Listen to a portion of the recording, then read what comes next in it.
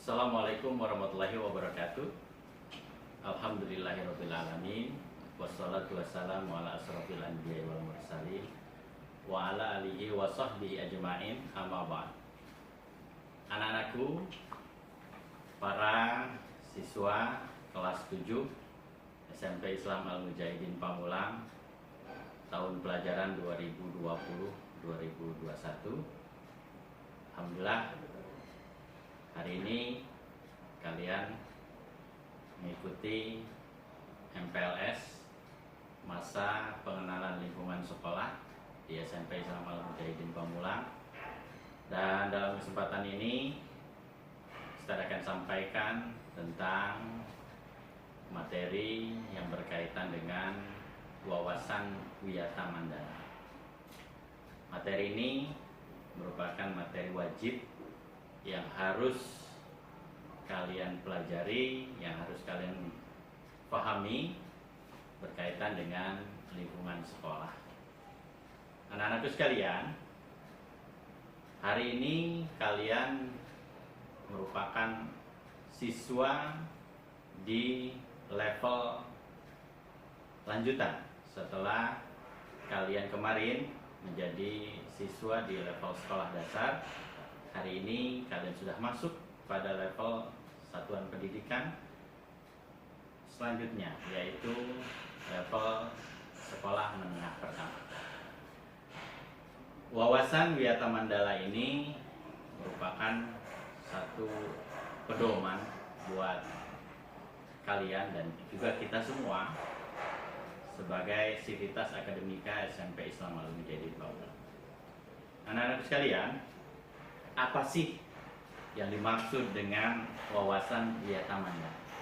Tentu kita harus memahami lebih dahulu makna dari arti dari kata-kata yang tersusun tersebut. Wawasan Wiyata Mandala itu kalau kita pahami ada 3 kata di sana. Yang pertama adalah ada kata wawasan, kedua ada kata wiyata, dan yang ketiga ada kata mandala. Apa arti dari wawasan?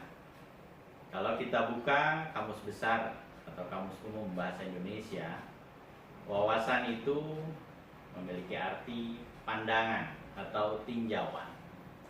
Sementara wiyata itu memiliki arti pengajaran ataupun pendidikan.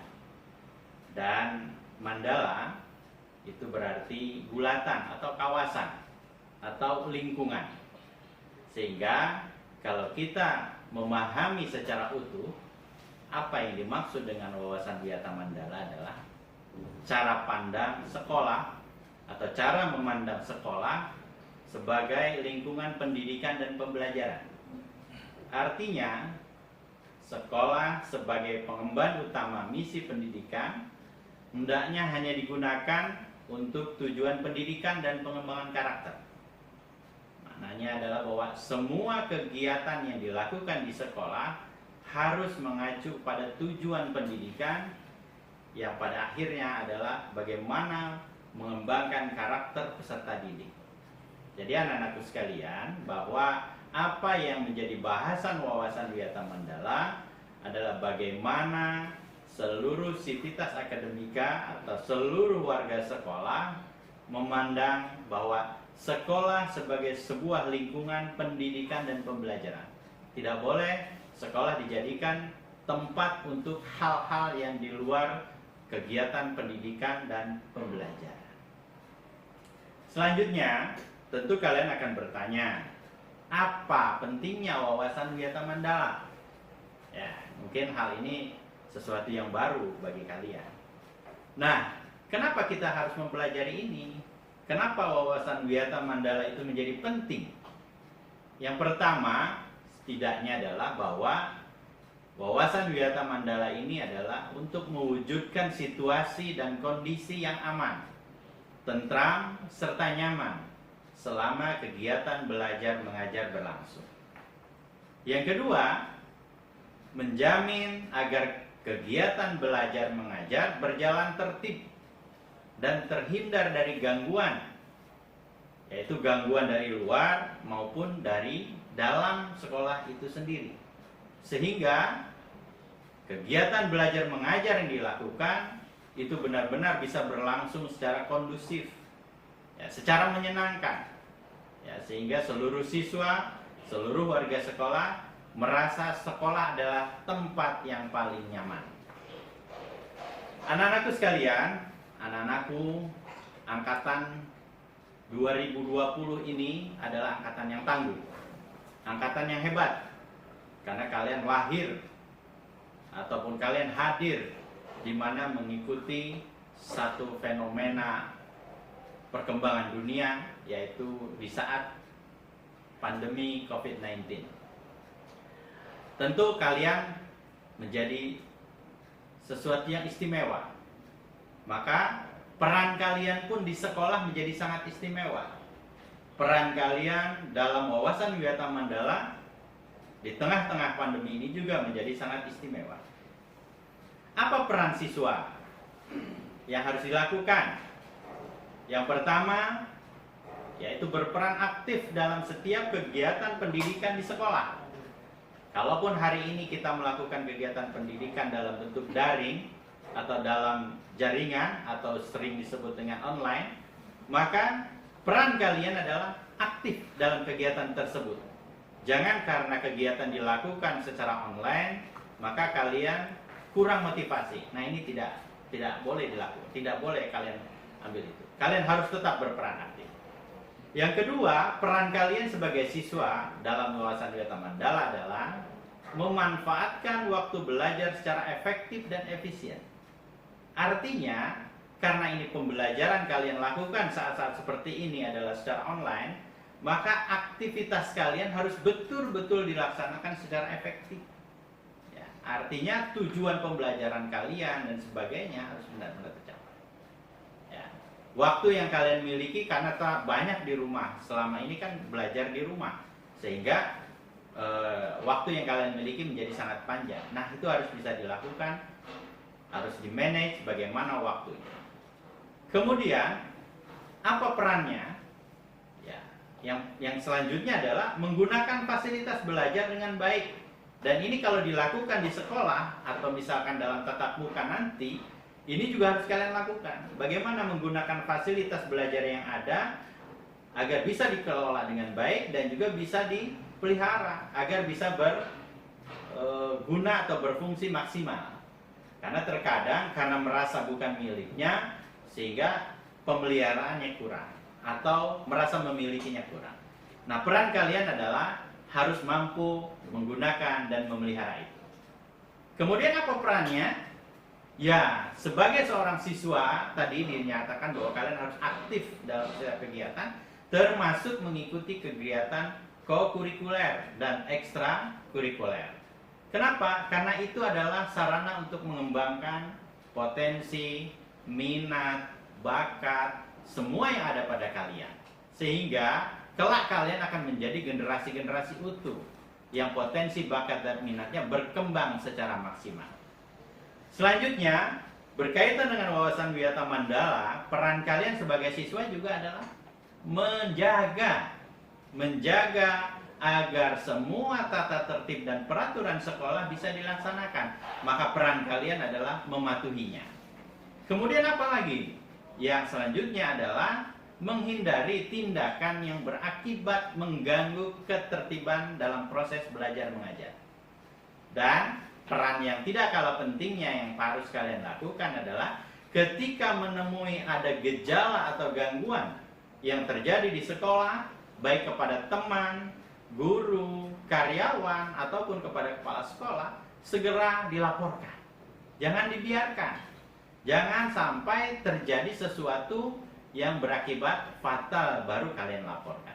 Jadi ketika melihat ada sesuatu, gejala-gejala dalam bentuk gejala, laporkan.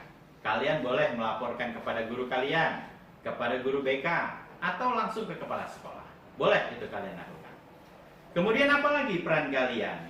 Peran yang juga tidak kalah pentingnya adalah bagaimana kalian aktif mengikuti kegiatan berorganisasi melalui organisasi siswa yang ada di Al-Mujahidin. Di Al-Mujahidin OSIS itu ada disebut dengan Organisasi Pelajar Al-Mujahidin. Ya, kalau di sini kabinet atau pengurus OSIS itu disebut dengan kabinet. Sementara ketua dan wakil ketua OSIS itu kita sebutnya adalah presiden dan wakil presiden. Nah, itulah anak-anakku sekalian, peran siswa atau peran kalian sebagai siswa yang bisa kalian lakukan dalam hal kaitannya mewujudkan wawasan wiyata mandala. Anak-anakku sekalian, kaitan dengan tata tertib, kaitan dengan aturan yang ada di Mujahidin, maka yang harus kalian lakukan adalah bagaimana menjalani atau mengikuti kegiatan pembelajaran itu secara menyenangkan, secara kondusif. Tentu dimanapun kita berada, pasti ada yang dinamakan aturan, pasti ada yang dinamakan peraturan, pasti ada yang namanya tata tertib. Tata tertib, aturan atau peraturan bukan untuk menghalangi, bukan untuk mengganggu, atau bukan untuk membatalkan apa yang menjadi keinginan kalian. Justru dengan adanya aturan, tata tertib atau peraturan itu adalah untuk melindungi kalian, mengembangkan potensi yang ada dalam kalian dengan aman. Ya, kenapa? Karena supaya apa yang kalian lakukan itu betul-betul benar-benar terjaga. Di Mujahidin anak-anakku sekalian, kegiatan belajar mengajar itu diawali dengan satu kegiatan yang sangat luar biasa. Kalian mengawali kegiatan belajar mengajar itu di pukul 6.30, di mana di saat teman-teman kalian mungkin baru bersiap-siap ke sekolah, kalian sudah berada di Mujahidin, kalian sudah berada di masjid untuk melaksanakan kegiatan yang merupakan ciri dari kegiatan pelajar di Mujahidin, yaitu sholat duha, tadarus, dan juga tahfiz. Maka ini menjadi penting anak-anakku sekalian. Ketika kalian menjadi siswa Mujahidin, menjadi pelajar Mujahidin, maka kalian harus mengatur waktu. 6.30 harus sudah berada di masjid, ya, harus berada di kegiatan tadarus, tahfiz, dan sebagainya. Kemudian apa anak-anakku sekalian? Kegiatan belajar mengajar diakhiri dengan sholat asar berjamaah. Jadi tidak ada istilah pulang sebelum sholat asar, kecuali keadaan tertentu ya. Tetapi secara formal, secara rutin, kegiatan kalian harus dilakukan sampai dengan pelaksanaan sholat asar. Dan semua itu harus diikuti oleh seluruh pelajar. Anak-anakku sekalian, hal-hal lain yang menjadi tata tertib di Mujahidin adalah bahwa setiap siswa harus memiliki tanggung jawab untuk menyelesaikan hafalan Al-Quran sesuai dengan target yang diberikan oleh pembimbing-pembimbing kalian. Kemudian anak-anakku sekalian, tata tertib yang lainnya adalah normatif. Ya, tentu kalian harus berpakaian rapi sesuai dengan apa yang menjadi aturan. Misalnya hari Senin kalian berpakaian seragam putih-putih, Selasa kalian berpakaian biru putih, Rabu kalian berseragam pramuka, Kamis kalian berseragam batik khas Mujahidin, dan hari Jumat adalah seragam muslim dan muslimah, di mana laki-laki menggunakan pakaian putih-putih koko, perempuan menggunakan gamis. Anak-anakku sekalian, ada hal penting yang perlu kalian catat. Kenapa Ustaz dikatakan penting? Ini harus menjadi perhatian dan dicatat baik-baik. Jangan sampai ini kalian lakukan, ya, karena ini menjadi stressing kita dalam pendidikan karakter, dalam hal pembinaan akhlak. Apa itu? Ada 3 hal besar yang tidak boleh kalian lakukan dan harus kalian ingat. Yang pertama, pacaran. Di Mujahidin tidak mengenal namanya pacaran. Tidak ada itu istilah pacaran. Maka barang siapa yang melakukan ini, maka ini adalah pelanggaran berat atau pelanggaran disiplin berat. Yang kedua, tawuran. Tidak ada istilah tawuran di Mujahidin. Karena kita mengembangkan budaya toleransi, budaya kasih sayang, budaya saling menghormati. Maka tawuran adalah pelanggaran disiplin besar atau pelanggaran disiplin berat. Yang ketiga apa? Rokok atau narkoba atau minuman-minuman keras. Itu pun menjadi larangan yang sangat-sangat keras. Ya, kami atau kita di Mujahidin tidak mengenal itu. Ya, maka apabila itu terjadi, nauzubillah min dzalik, itu adalah pelanggaran disiplin yang sangat berat. Apa resikonya? Resikonya adalah bisa saja kami kembalikan atau dikembalikan ke orang tua. Kenapa? Karena ternyata kalian tidak mampu mengikuti pembelajaran dengan baik. Atau dengan kata lain, kalian memerlukan pendampingan yang lebih intens dari orang tua kalian masing-masing. Maka dari itu, anak-anakku sekalian, dalam kesempatan ini, dalam kesempatan masa pengenalan lingkungan sekolah kali ini, tolong kalian catat baik-baik bahwa ketika kalian menjadi siswa di Mujahidin, maka 24 jam kehidupan kalian adalah harus terkait dengan aturan dan tata tertib Mujahidin. Sehingga apa yang menjadi ketentuan, apa yang menjadi keharusan, itulah yang harus kalian lakukan. Jangan sampai kalian merasa bahwa itu kan hanya aturan di sekolah, tapi kalau di rumah tidak bisa seperti itu. Ketika kalian menjadi siswa atau pelajar di Mujahidin, maka kalian secara otomatis bertanggung jawab langsung atau berkewajiban langsung untuk mematuhi aturan dan tata tertib yang ada di Mujahidin. Anak-anakku sekalian, kalian generasi tangguh seperti yang Ustaz sampaikan tadi, maka Ustaz yakin, Ustaz berharap bahwa kalian mampu melaksanakan semua ini. Gali semua bakat, potensi, minat yang ada di dalam diri kalian. Tunjukkan kalian adalah generasi-generasi tangguh sebagaimana yang tadi saya sampaikan. Tunjukkan kalian mampu menjadi pemimpin-pemimpin di Indonesia emas nanti. Karena di tahun 2045 saat Indonesia merayakan ulang tahun emas atau Indonesia emas, kalian adalah yang pemimpin-pemimpin di saat itu. Jadilah kalian pemimpin-pemimpin yang benar-benar membawa nama baik, membawa nilai-nilai Islam dalam setiap kehidupan. Sekali lagi, selamat. Kalian telah menjadi siswa-siswi Al-Mujahidin.